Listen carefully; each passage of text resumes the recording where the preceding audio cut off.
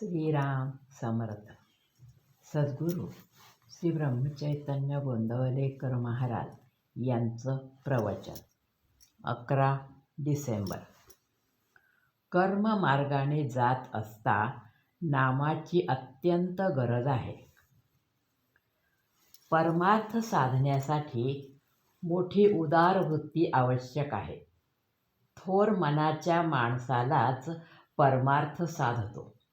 जो पंत असेल तोच संत बनेल. प्रापंचिक माणसाने घरामध्ये असलेल्या सर्वच्या सर्व वस्तू देऊन टाकू नये ही गोष्ट खरी, पण प्रसंग आला तर सर्व देण्याची मनाची तयारी पाहिजे हेही खरे. खरोखर भगवंताला सर्व देण्यापेक्षा स्व द्यायला शिका. स्व दिल्यावर सर्व न दिले तरी चालेल, कारण ते आपल्या मालकीचे राहतच नाही. उलट सर्व देऊन स्व द्यायचा राहिला तर सर्व दिल्याचे समाधान मिळत नाही. भगवंताला स्व देणे म्हणजे मी त्याचा आहे ही जाणीव रात्रंदिवस मनामध्ये ठेवणे होय. वैदिक कर्माने चित्तशुद्धी होते, परंतु ज्या भगवंताची प्राप्ती व्हावी म्हणून चित्तशुद्धी करायची त्या भगवंताचे अधिष्ठान जर वैदिक कर्मांना नसेल तर कर्ममार्गाचे पर्यवसान कर्मठपणामध्ये होते. शिवाय सध्याच्या काळी बाह्य परिस्थितीमध्ये फरक पडल्या कारणाने वैदिक कर्मे जशी व्हायला हवीत तशी होत नाहीत. म्हणून आपण कर्ममार्गाने जात असता कर्माची पूर्तता होण्यासाठी आज भगवंताच्या नामाची अत्यंत गरज आहे.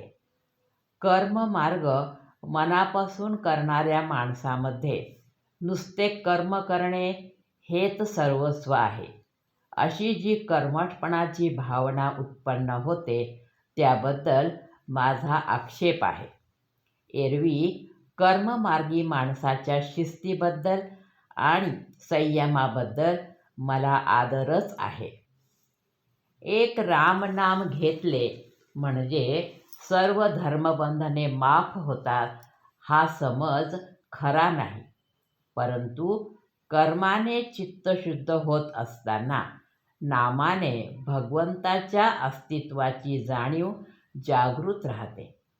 इतकेच नव्हे तर पूर्ण चित्तशुद्धी होऊन कर्म गळून गेल्यावर फक्त नामच शिल्लक राहते आणि भगवंताशी एकरूप झालो की ते त्यामध्ये मुरून जाते.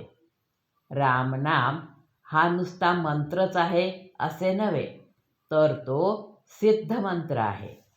तो भगवंतापर्यंत नेतो नव्हे, तो भगवंताला आपल्याकडे खेचून आणतो.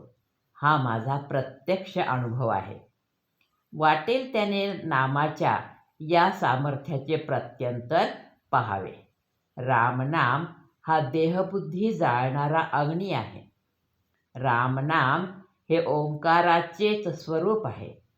ते सर्व कर्माचा आणि साधनांचा प्राण आहे. श्री शंकरापासून तो श्री समर्थांच्या पर्यंत जे जे महासिद्ध होऊन गेले त्या सर्वांनी रामनाम कंठी धारण केले. रामनामाचा 3.5 कोटी जप करील त्याला त्याच्या देवतेचा अनुभव आल्याशिवाय राहणार नाही. रामनामाचा आधार घेऊन आपण सर्वांनी राम जोडावा. नाम घेत असता जे घडेल ते चांगले आणि आपल्या कल्याणाचे आहे असा भरवसा ठेवावा. आजचे बोधवचन. नामाकरता नाम घ्या की त्यात राम आहे हे नक्की कळेल. जानकी जीवन स्मरण. जय जय राम. श्रीराम समर्थ.